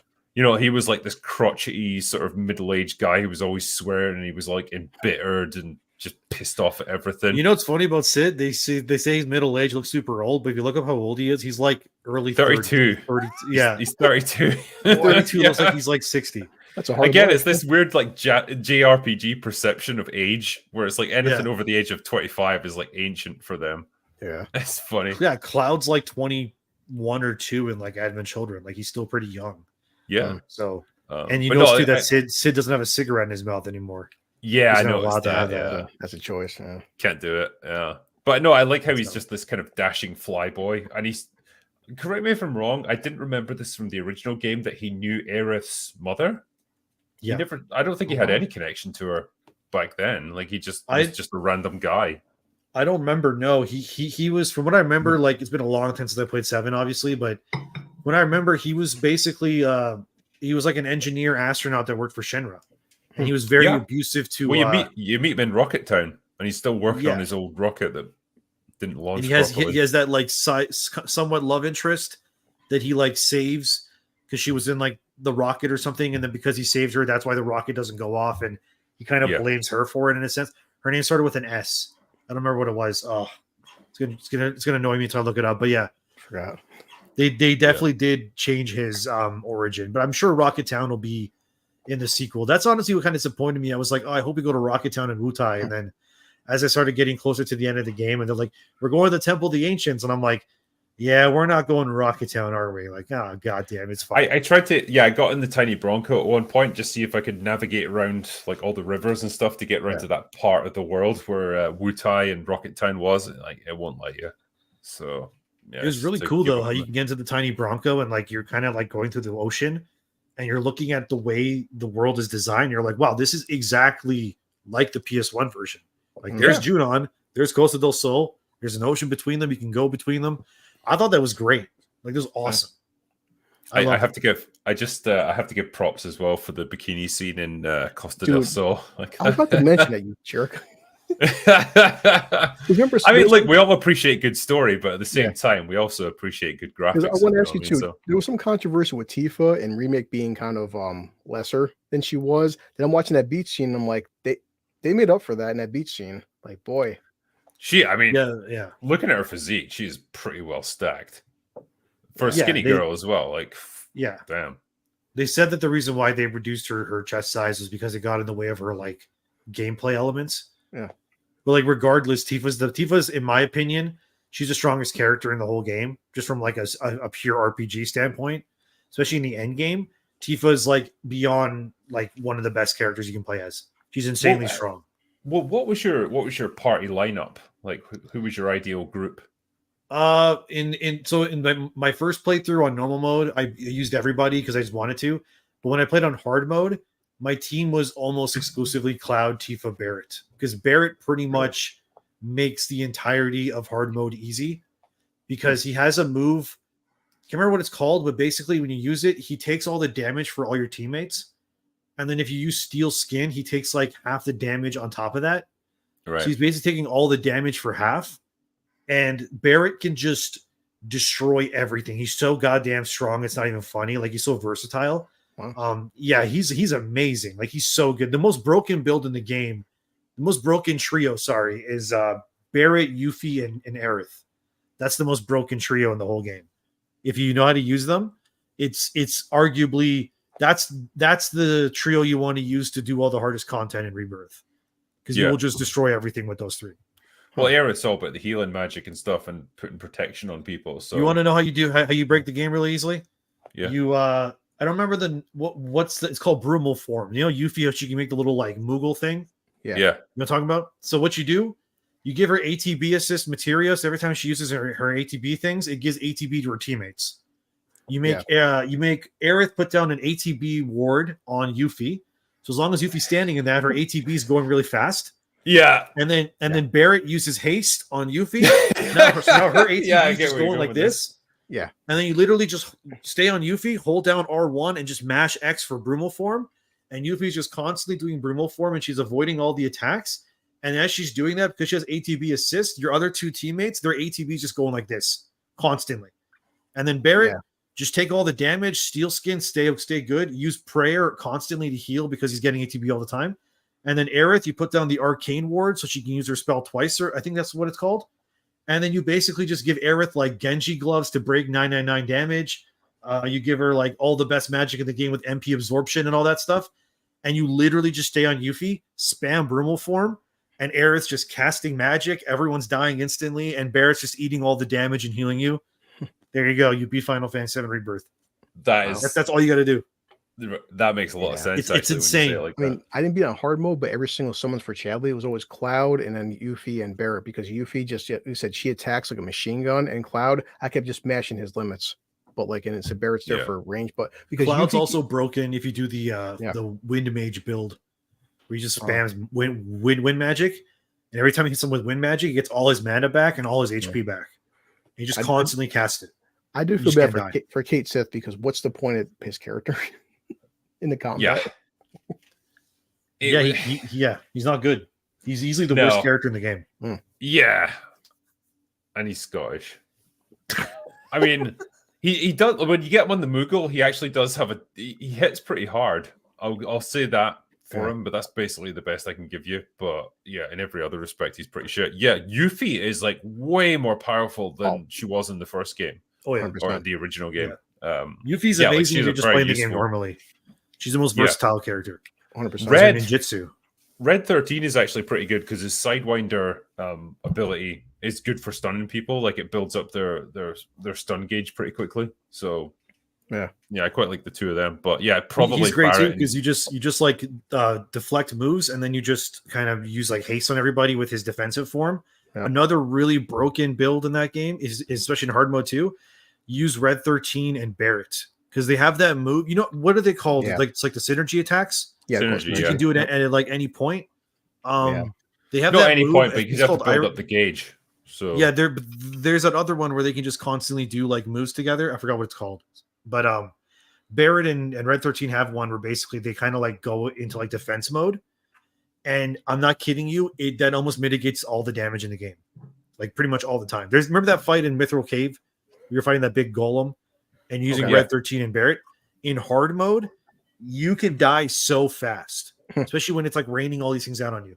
But if you just do that synergy move instantly, where it's called like Iron Defense, I believe, and they just get together and kind of like block, 0 damage. Nice. Like, they just eat everything. It's insane. Like, Barrett is one of the best characters in that game. I mean, he's a tank, isn't he? So, he's a ranged tank. It's such a sick build. Yeah. He's great. The final battle between Cloud, Aerith, and Sephiroth, it took me quite a few attempts to get through to the final. That final stage where he starts casting like the end is nigh, and he's basically shooting like fucking black laser beams from his wings and just spinning around constantly. Because that's the point in the battle where you just have to hit him with everything you've got in the hopes that you can take him out before like that beam just encompasses everything. And yeah, I remember when I completed it, I was down to about 400 HP on Cloud, and Aerith was already dead by that point. Like, all I had left was just him hitting him with physical attacks. That final battle on hard mode is brutal. The part where you have to play as, like, I think you play as like Tifa, Yuffie, and Barrett or something, and you're fighting like Bizarro Sephiroth. That part on hard mode was just ridiculous. I hated it so much. When he's got the 2 wings with the different elements on them. Yeah, it's horrible. It's absolutely horrible. It's just you've got to waste a lot of time, because you've got to like keep your gauges. So you've got to keep your health topped up, but also try and fill your ATB gauges so you can cast magic on them to take them out. And they change quite quickly. So yeah, this is why you should never do the hard mode, because in the hard mode simulator, there's this one called like Greatest of the Heavens or something like that, Challenge of the Heavens, and you have to. It's like I think it's like 5 rounds or something, and you fight 2 summons together as duos in each fight. So it's like Bahamut and Titan is in one fight. Phoenix and Kujata you fight at the same time. You got to fight Odin and Alexander at the same time. That was hard. I mean, I didn't play in hard mode, but like that was regular, normal difficulty. If Odin hits you too many times, Zantetsuken. Exactly, you're dead. You're done. You're just like, I'm losing my mind here. And then you have to fight Sephiroth at the end, and he's like super version Sephiroth. So he's like he's even harder than the hard mode version of Sephiroth that you fight at the end of the game. He's like even harder than that. I want to go play it. You have to beat that. And you got to play Gilgamesh. Don't do it. Don't do it. Dude, why don't we do a few super chats? All right. Finish up here, because there's a bunch of them that have come through.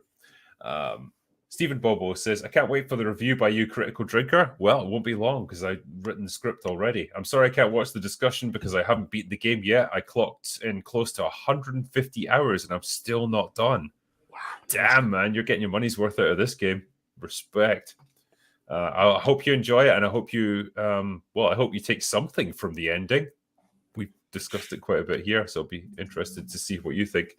Slack Attack says, I think the ending tries to tell us that Cloud is in the OG Final Fantasy VII timeline, while Aerith still lives in Rebirth timeline with Zack. I hope the third game finishes strong, wrap it up cleanly, Square.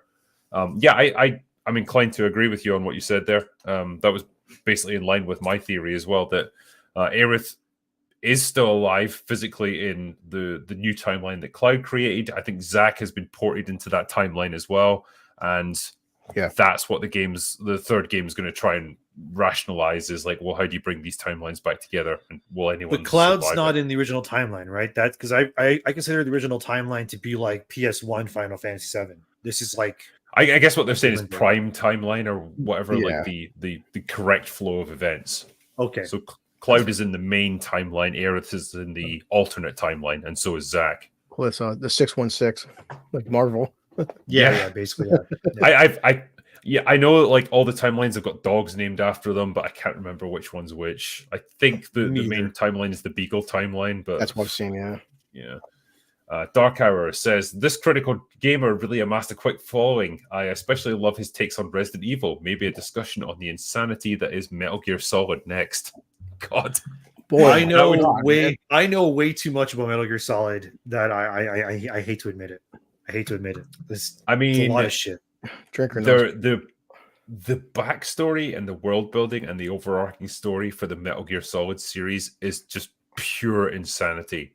But I kind of love every minute of it. You like a Lali Lulu or Lali Lulu. Yeah, Jesus. Well, I'm with you, Drinker. Metal Gear Solid, not everything should translate into live action. How do you do that, man? You couldn't. Not with this. A Metal Gear movie? I don't know if that would even work on it. Because a lot of the best parts of that game are like things that are tied to video games, right? Like Psycho Man is taking over your controller. Like, how do you translate that to a movie? Just even the stuff that no human would ever actually say. Like, I think you would have to strip so much of this extraneous stuff out and bring it to a more grounded place, and then you would lose the essence of what makes it Metal Gear Solid. So it would be like trying to do a live action Final Fantasy VII movie. You wouldn't want to. You wouldn't want to. Like, how does Red 13 get by with his tail being constantly on fire? I don't know. It must be really inconvenient when he's going into buildings and stuff. He jumps into water, sleep. He jumps into a pool and it's still on fire. Yeah. Chris R says the chicken mini game is the best, right? I remember that mission actually. Oh, when you're pulling the little box with the string. Yeah, yes. Yeah, because I was never entirely clear on what the chicken wanted from me, but like I just knew that sometimes it would run away and I had to do it again. But there's a few times I feel like in this game they went overboard with mini games. Like there's even a mini game for picking mushrooms in Gongaga. Yeah, and I was like, do we really need this, guys? Like, come on, like some of the mini games sucked, but a lot of them were great too at the same time. Like the shooting one. I don't know if you guys did that one in Costa del Sol. That was great because that was really fun because Johnny, who's voiced by the guy that plays Spider-Man in the Insomniac games, he's also the main Helldiver voice. Johnny's quest is probably the hardest one in the whole game because in order to get all of his trophies or whatever, you have to literally max out every single thing in the game, like every mini game, everything. Stupid. And then he finally gives you like the final items and stuff. And that shit is hard, man. Way more time than I could invest into something like that. Yeah. What's the next one? Flop Doodle says, I don't have time for this. Got to sleep. Got to work. I'll watch this as an upload later if possible. Have my money and I'll just go away now. Well, thank you, man. Appreciate it.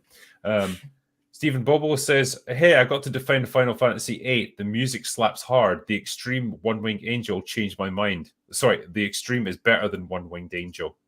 I dispute that. One-Winged Angel is epic. I really like Griever in Final Fantasy VIII. That's a really cool boss. That's just the second final boss, technically. There's a whole thing about how like Griever's supposed to be Squall, and Ultimisia is supposed to be Renoa from another timeline or some shit from the future. It's very, it's a lot. The boss I always found quite disturbing was Adele, like that wizard that had been imprisoned in the moon, I think, or a witch or something. I just remember, like, as a teenager, I had this weird fever dream one night, like where I just dreamed about this thing coming at me because it breaks out of its like containment thing and like comes like straight for the party, and for some reason from that point onwards, it just put the fear into me. It was a weird, I must have had like some bad batch of moonshine that night or something. Yeah, that game's story is just weird, man. I don't know. Yeah, if they ever remade that, in my opinion, they'd have to like really change the cast of that game, like the playable cast, and make them way more interesting. That's why they won't. They're so they're so boring. Salmark says, Endy, it's not Marvel BS multiverse. There's one live stream. Sephiroth said that it doesn't matter because it's all getting merged. The stakes are higher now. Yeah, that's what I'm hoping for. I'm hoping that in the third part, it's all one timeline because it'd be way better. Yeah, I hope. Yeah. I think that's what it's going to come down to. It all gets merged back into one. I guess the question is going to be like, well, what elements of the different timelines get preserved, if any? Or does everything just go back to normal? That would be really fucking disappointing if that was the case. Because like, what's the point in doing all? Well, what's the point in doing all of this, going through all this trouble, all the multiverse stuff that they've set up to just like put everything back exactly as it was before? Yeah. What does that accomplish then? It's just like giant cock tease. Yeah, because this could quickly turn into like convoluted Kingdom Hearts shit, like very easily. That's what I'm hoping that they don't do that. Yeah. So hopefully not. Yum Yum Meet 'em Up says, thoughts on the accuracy of the VA's Kate Sith accent? I mean, I think ever since Advent Children, he had a Scottish accent. So that's something they've obviously decided that he should have. It makes me deeply angry on an emotional level. Like, why couldn't you have given Vincent a Scottish accent or something? Fucking Kate Sith. Would you want to see Vincent with a Scottish Never going to live this down, damn it. Yeah. Almost hit you up on Twitter. Drinker, did you do some voice acting I don't know about? Yeah. To be fair, like, what the fuck? That's right. See? They sense you're angry. Ghostface. All right. Are you coming over? You're gonna get involved in this live stream, are you? Right. There he is. The dog's angry too. He does say some Scottish phrases I recalled that were like Japanese script writers would never have known this stuff. The VA guy obviously just put them in, and I was like, I appreciate that. That was quite good. But yeah, bizarre all the same. It's from my point of view, it's surreal to hear a Scottish accent talking to people like Cloud and Tifa and Aerith. It's weird. It fits though. I think it fits. I don't know what fits Kate Sith as a character, because like, what can you say about him? Like, what other accent would he have though to make any sense? Like, I feel like he could be like a New Yorker accent, but that'd be pretty obnoxious, you know? Yeah, I mean, hey, that Cloud, how you doing? Yeah.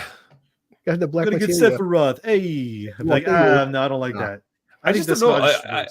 I never got how that character functioned or anything, because like, is he under remote control? So like, is Reeve just sitting there with like a remote control keypad thing, just constantly controlling him? There's like a cutscene later on in the game where like they show Reeve's office, and you see a Kate Sith toy like behind his computer, and I always just assumed he just controlled it like a drone basically.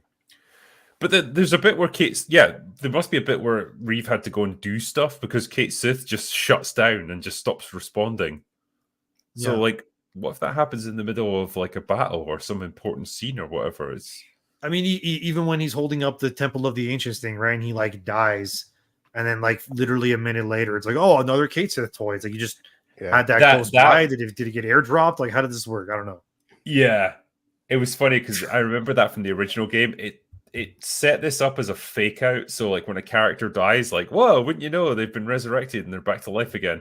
And then that was like priming you for Aerith getting killed, because you think like, oh, she'll come back as well in some capacity, and then she doesn't, and you realize like, oh shit, like that just got real there.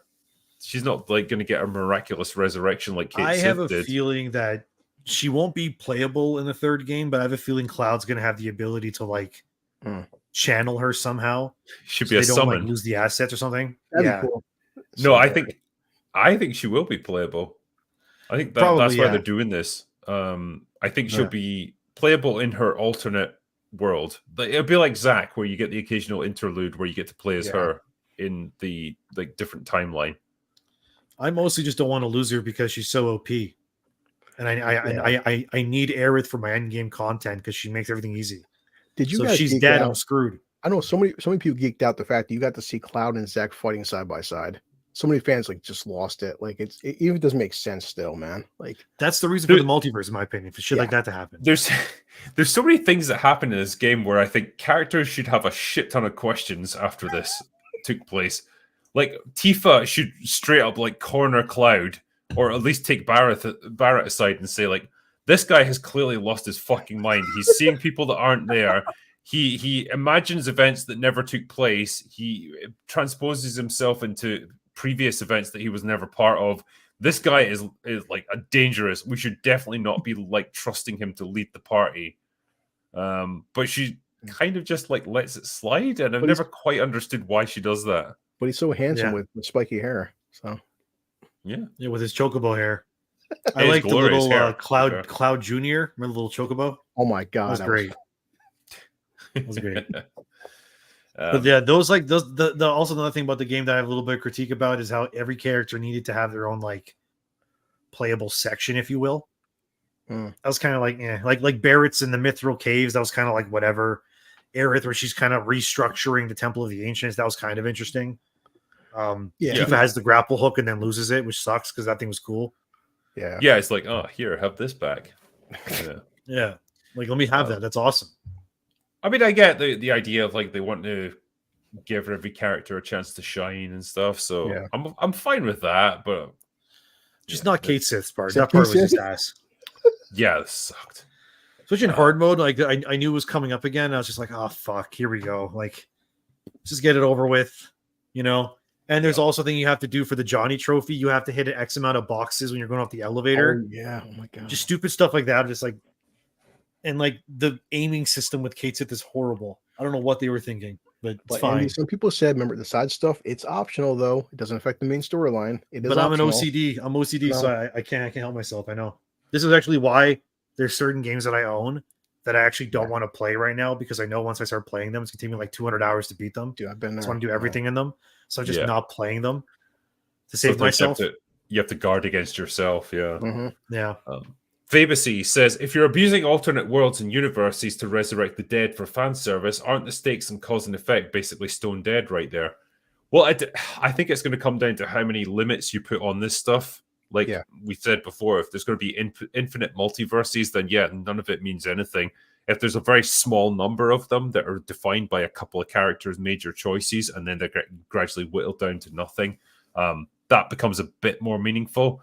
Kind of feels like they're just trying to have their cake and eat it, and like appease the people who, I don't know, want to see Aerith come back to life or not die or whatever, versus the people who are the purists who just want to maintain the original story. So now they can say, "Hey, we've done both." Aren't you all happy? I think what they're going to do is just you're going to have an ending where they all converge, and then you'll have Cloud and everybody, Aerith and Zack, and they're all together at once, and that'll cause all the fan bases to lose their minds because now everyone's reunioned or reunited, whatever. Yeah, and I understand, I get it, but you know, I always feel like. I always like the fact that Zack has to die in order for Cloud to, save the world because death means something. Aerith dies because that's what helps Cloud save the world. There's death, but there's like a payoff to it. But now it's like because of fandoms, it's the whole like Rey falling in love with Kylo Ren bullshit. You know what I mean? Like we got to make these choices to appease these other groups, I guess. Even though we know it's going to annoy the fan base. So God, I know. Terrible example, I know, but you know what I mean. Why did you say that name? Why'd you say Raylo? Grand National says Aerith's funeral will be part of part 3. Cloud refuses to accept failure. His lines were already voice recorded from the OG during her death. We see him speaking them in Rebirth, but don't hear it. I think that I'm not sure about. I think that is showing what the other Cloud would have reacted to. Probably delivering the same lines that you saw in the original game, which is fine. but like we were in that weird period of flux where like you were alternating between the two realities there.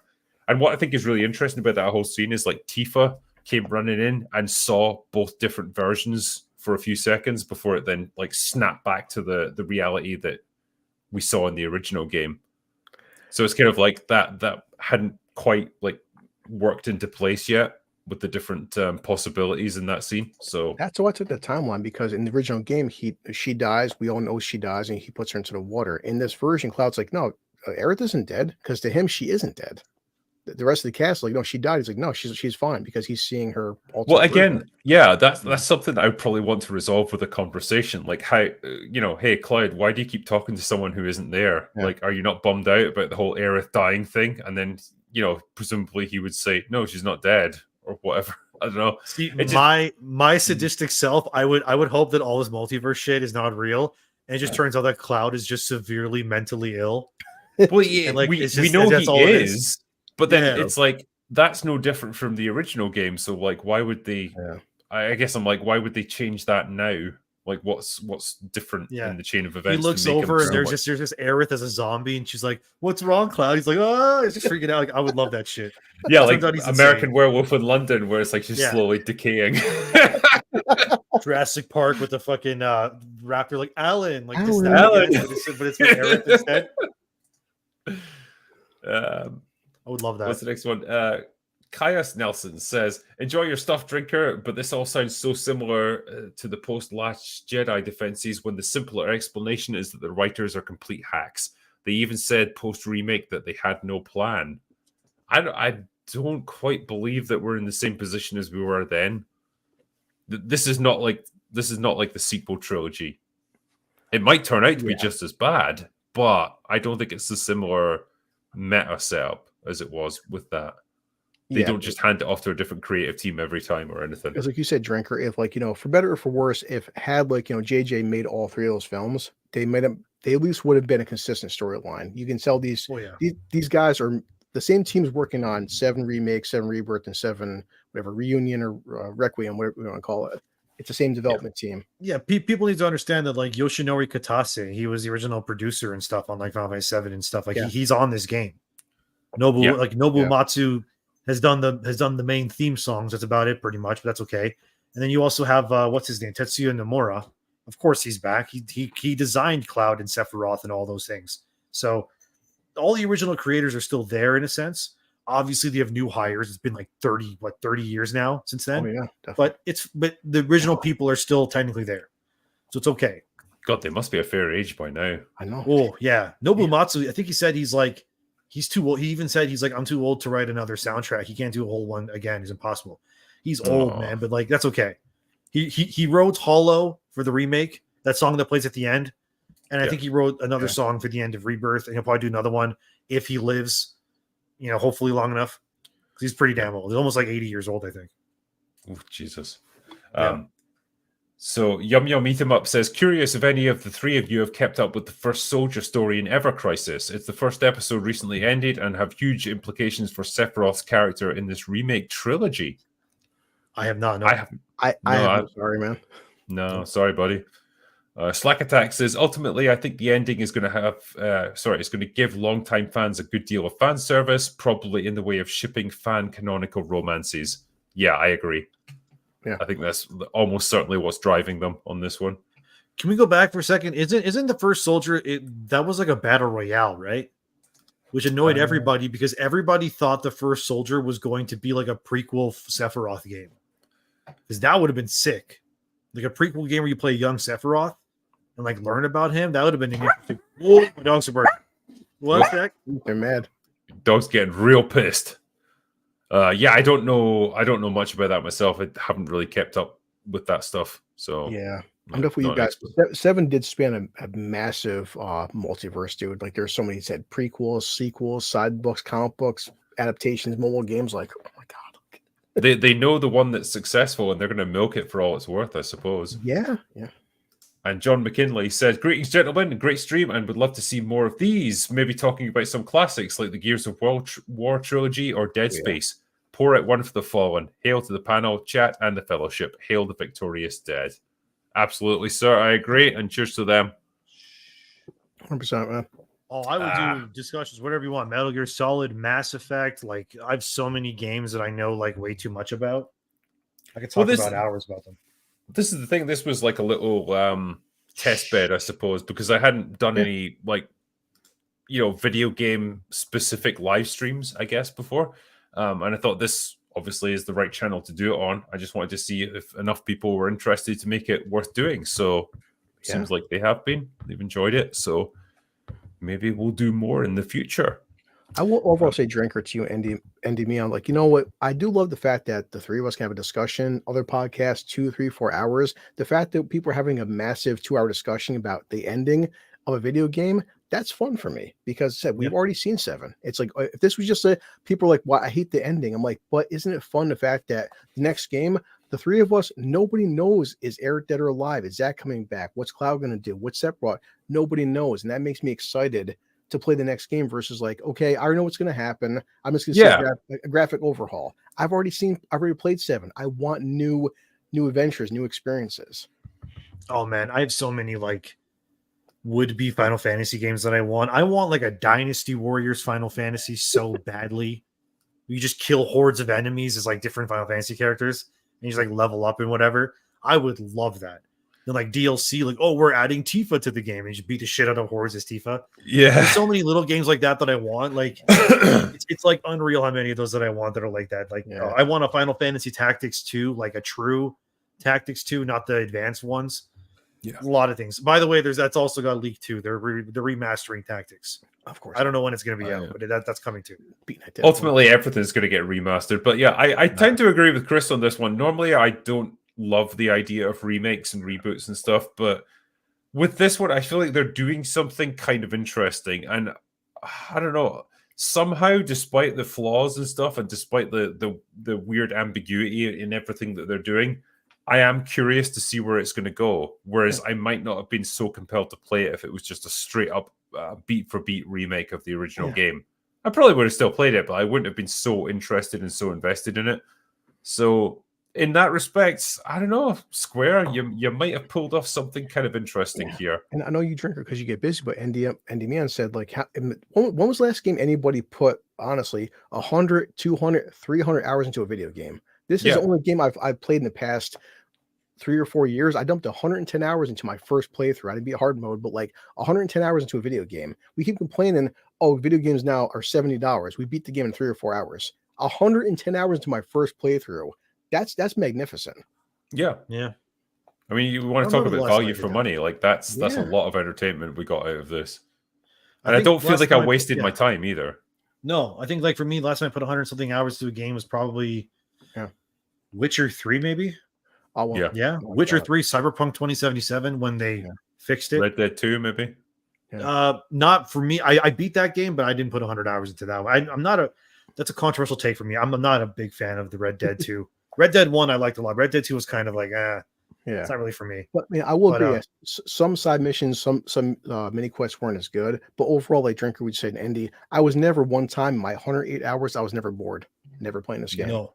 Some side missions were annoying, but like I never had a bad time. I'm with Andy. This is hands down my favorite game of 2024. Oh yeah, like 100%. In terms of quality, like wealth of content, story, whatever you want to say, like there hasn't been anything I've played this year that I think has come close to it yet. I've played quite a few games this year, but like this is still the best one, easily, right? Yeah. Like it is. 100% like Stellar Blade, good game. Sorry, but like you haven't played Rebirth, play Rebirth. Yeah. Just before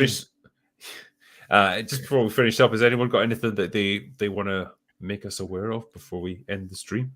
How's your dog, Andy? Anything?